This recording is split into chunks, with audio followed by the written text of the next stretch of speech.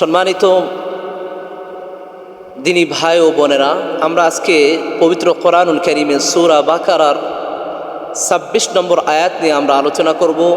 আমরা এই আয়াতটি আলোচনা করে দেখব আল্লাহ রাব্বুল আলামিন আমাদেরকে কি বুঝাতে চেয়েছেন, আমাদেরকে এই আয়াত কি বুঝায়, আমাদের কি করণীয়, এই বিষয়গুলো আমরা ইনশাআল্লাহ স্বল্প সময়ে জানার চেষ্টা করব।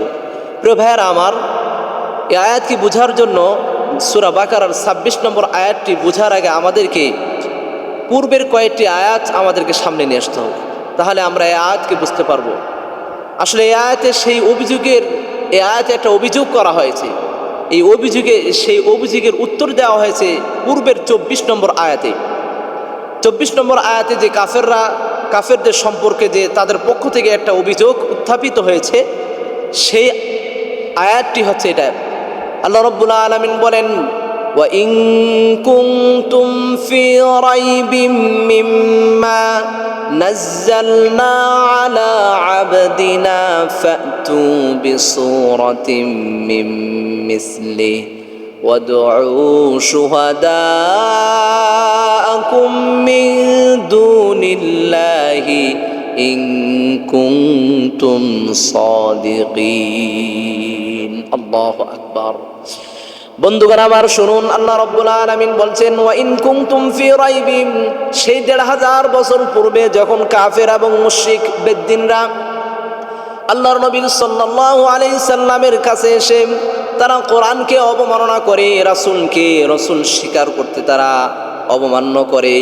এই অবস্থায় তারা কোরআনের যে আয়াতগুলো আল্লাহর রাসূলের উপরে অবতীর্ণ হচ্ছিল, এই আয়াতগুলোকে তারা অস্বীকার করছিল। কোরআনের এই কালামকে এই কালামকে তারা গ্রহণ করতে পারছিল না। এই অবস্থায় আল্লাহ রাব্বুল আলামিনের নবী আল্লাহ তাআলা আল্লাহর নবীর উপরে এই আয়াতগুলো অবতীর্ণ করে বললেন, হে নবী, আপনি বলুন, তাদেরকে আপনি চ্যালেঞ্জ ছুড়ে দিন যে আমি যেই কিতাব অবতীর্ণ করেছি, এই কিতাবের মধ্যে যদি তাদের সন্দেহ মাত্র থাকে, তাদের যদি কোনো শুভা সন্দেহ থাকে, তাহলে আপনি বলুন, ওয়া ইন কুনতুম ফি রাইবিম মিম্মা নাযালনা আলা আবদিনা, যে কিতাব আমি আমার বান্দার উপরে, আমি আল্লাহ আপনার উপরে যে কিতাব আমি অবতীর্ণ করেছি, এই কিতাবের বিষয়ে যদি তাদের সন্দেহ থাকে, তাহলে আপনি বলুন, ফাতু বিসূরাতিন মিন মিসলিহি, তার অনুরূপ তারা একটি সূরা তারা নিয়ে এসে দেখাক। প্রিয় ভাইয়ারা আমার, একটু শুনুন আল্লাহ তাআলা কিভাবে বললেন, যদি তাদের সন্দেহ থাকে আপনি বলে দিন যে তারা এর অনুরূপ একটি সূরা তারা রচনা করে দেখাক। কখনোই সম্ভব হবে না। ফাতু বিসূরাতিন মিন মিসলিহি, তারা যদিও এটাতে সক্ষম না হয়, আমি আল্লাহকে ছাড়া তারা যেই উপাস্যদেরকে ডাকে তাদেরও তারা সঙ্গেও নিয়ে একটি সূরা তারা অবতীর্ণ করে দেখাক, একটি সূরা তারা রচনা করে দেখাক। এভাবে আল্লাহ রাব্বুল আলামিন নবীর মাধ্যমে চ্যালেঞ্জ ছুড়ে দিলেন। এরপরে আল্লাহ তাআলা বললেন, ফাইন লাম তাফআলু ওয়া লান তাফআলু ফাত্তাকুন নারাল্লাতী ওয়াকুদুহান নাস ওয়াল হিজারা উইদ্দাত লিল কাফিরিন। বন্ধুরা আমার শুনুন, আল্লাহ রাব্বুল আলামিন বলছেন, ফাইন লাম তাফআলু, তারা তো পারেনি, একটি সূরা তারা নিয়ে আসতে পারেনি। ওয়া লাম তাফআলু, তারা কখনোই পারবে না। আল্লাহ তাআলা এভাবে তাদেরকে বললেন, তারা কখনোই পারেনি, তারা একটা সূরা রচনা করে নিয়ে আসতে পারেনি। আর এটা কিয়ামত তারা শুধু নয়, কিয়ামত আগ পর্যন্ত যত এই পৃথিবীতে আমার বান্দা বান্দি আসবে, কেউ এর অনুরূপ একটি সূরাও নিয়ে আসতে পারবে না। কোরআনের অন্য জায়গায় রয়েছে, এখানে তো সূরার কথা বলা হয়েছে। আল্লাহ তাআলা বলেছেন, একটি আয়াত যদি তারা, এমনকি পৃথিবীর সকল মাখলুক সঙ্গে একসঙ্গে যদি একত্রিত হয়ে, পৃথিবীর শত শত শক্তি যদি একত্রিত হয়ে একটি সূরাও তারা, একটি আয়াত, কোরআনের আয়াত তারা নিয়ে আসতে চায়, আল্লাহ রাব্বুল আলামিন বলছে কিয়ামত হয়ে যাবে, কিন্তু এটা কখনোই সম্ভব হইবে না। সুবহানাল্লাহ। এটা আল্লাহ রাব্বুল আলামিন এক অলৌকিক কিতাব, আল্লাহ রাব্বুল আলামিনের এক আল্লাহ তাআলার দেওয়া অনন্য এক নিয়ামত আমাদের জন্য। এই কোরআনকে কখনোই কেউ বানাতে পারবে না, এই কোরআনের মতো কোনো রচনা করতে পারবে না। পৃথিবীতে এমন কিতাব বের হয়েছে, শত শত শত শত খুব দামি দামি বই বের হয়েছে, বই ছাপানো হয়েছে, কিন্তু এই কোরআনের মতো কোনো বই এই পৃথিবীতে এখনো কেউ আবিষ্কার করতে পারে নাই। আল্লাহ রাব্বুল আলামিন বলেন ওয়ালান তাফআলু, কিয়ামত হয়ে যাবে কিন্তু কেউ পারবে না। সুবহান। যখন তারা এই বিষয়টি, যখন তাদের এই অবস্থা হলো, তখন তারা বলল কি, যে আমরা তো কাফেররা তখন এই কথাটি বলল, যদিও আমরা এই কোরআনের মতো আমরা এই কোরআনকে মোকাবেলা করতে সক্ষম হলাম না, অক্ষম হয়ে গেলাম, কিন্তু অন্য দলিল দ্বারা আমরা এই কোরআনকে প্রমাণ করব, অন্য দলিল দ্বারা আমরা প্রমাণ করব যে এ আল্লাহ তাআলার কালাম নয় বরং মানব রচনা। তারা কি বলল, যে আল্লাহ রাব্বুল আলামিনের কালাম নয়, এটা মানব রচনা, এটা আমরা প্রমাণ করব। তারা এটা পরে লাগলো, তারা এই সম্ভাবনা নিয়ে তারা সামনে অগ্রসর হতে চাইল।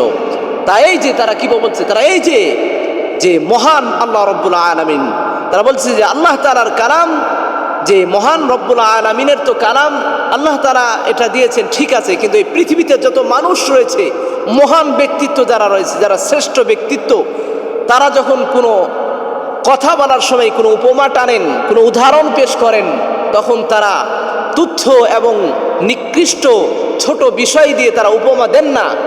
তারা এখন বলল মহান রব্বুল আলামিন তিনি তো সর্বশ্রেষ্ঠ, তিনি সর্বশ্রেষ্ঠ হয়ে তিনি কিভাবে মশা মাছি আর মাকড়সা আর মৌমাছি আর বৃষ্টির মতো এরকম সামান্য থেকে সামান্য জিনিসের উদাহরণ কিভাবে আল্লাহ রাব্বুল আলামিন দেয়। তারা এই উক্তি তারা ছুড়ে দিল। আল্লাহ রাব্বুল আলামিন তখন এই প্রশ্নের জবাবে মহান আল্লাহ রাব্বুল আলামিন আমাদের হাবিব রাসূলুল্লাহ সাল্লাল্লাহু আলাইহি সাল্লামকে এই আয়াতটি জারি করলেন, এই আয়াতটি অবতীর্ণ করলেন সূরা আল বাকারার 26 নম্বর আয়াত। আল্লাহ রাব্বুল আলামিন বলছেন, ইন্নাল্লাহা লা ইস্তাহয়ী আন ইয়াদরিবা মাসালাম মা বাউদাতান ফামা ফাওকাহা فأما الذين آمنوا فيعلمون أنه الحق من ربهم وأما الذين كفروا فيقولون ماذا أراد الله بهذا مثلا يضل به كثيرا ويهدي به كثيرا وما يضل به إلا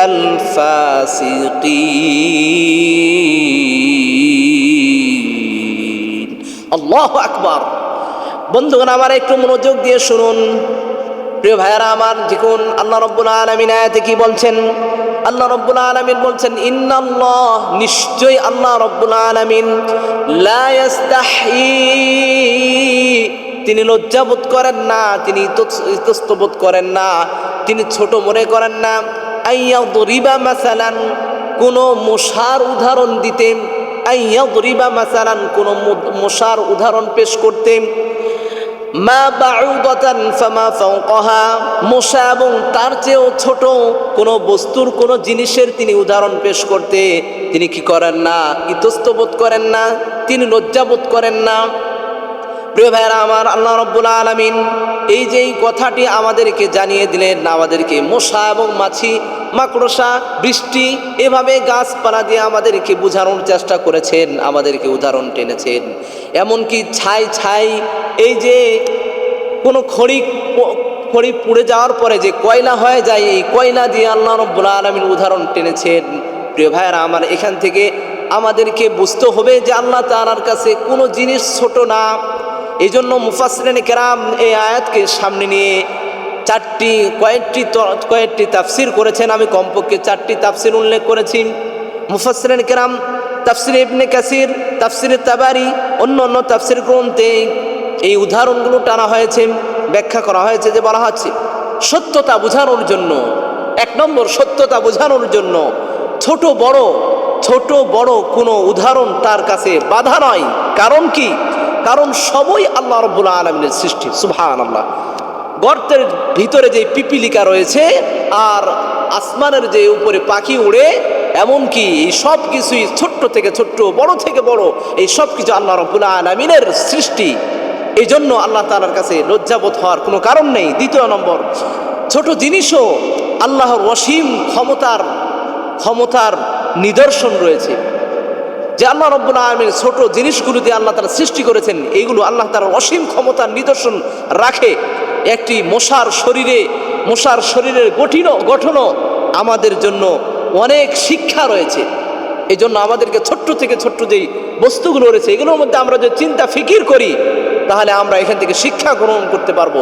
এই জন্য তো আল্লাহ রাব্বুল আলামিন কোরআন কারীমে বলেছেন যে তোমরা আফালা তাতাফাক্কারুন, তোমরা কি আমার কোরআন নিয়ে গবেষণা করো না, চিন্তা ফিকির করো না?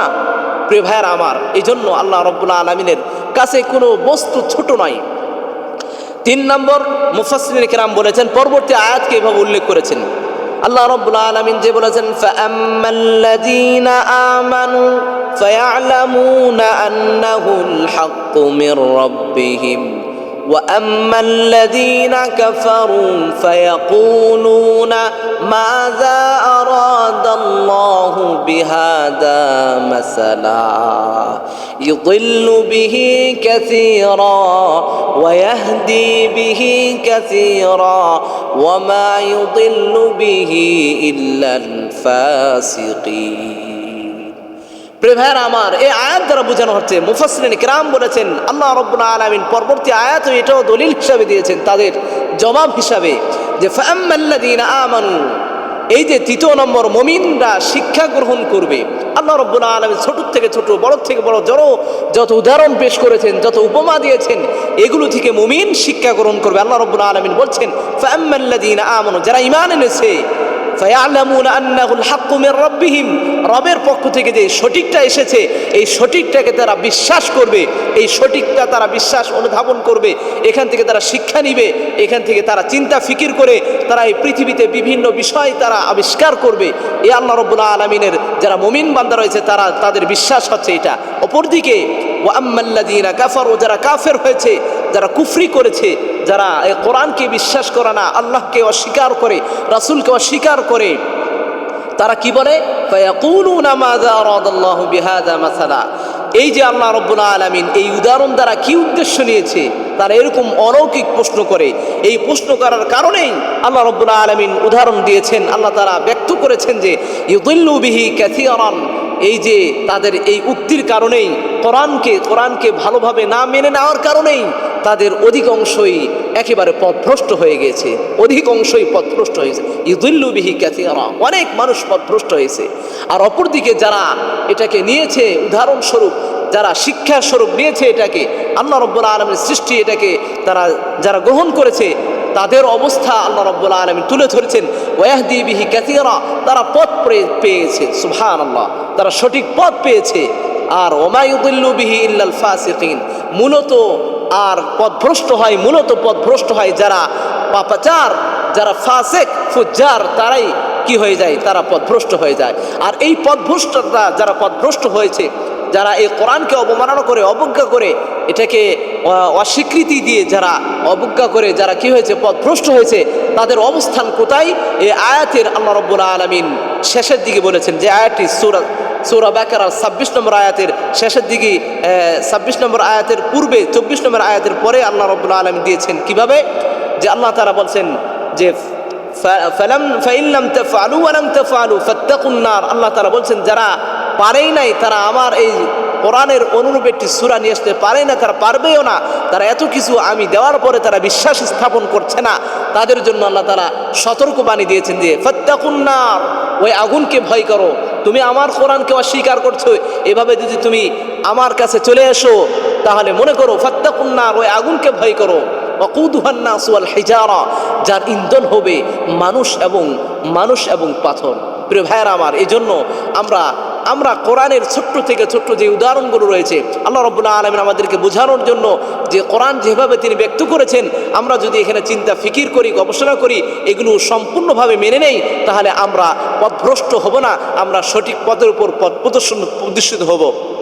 আল্লাহ রাব্বুল আলামিন আমাদেরকে কোরআনের 6636টি আয়াত মানা বিশ্বাস করে যেন আমাদেরকে এই ঈমান নিয়ে আল্লাহ রাব্বুল আলামিন আল্লাহ তাআলা যেন ইহকাল ত্যাগ করার তৌফিক দান করেন। আমিন।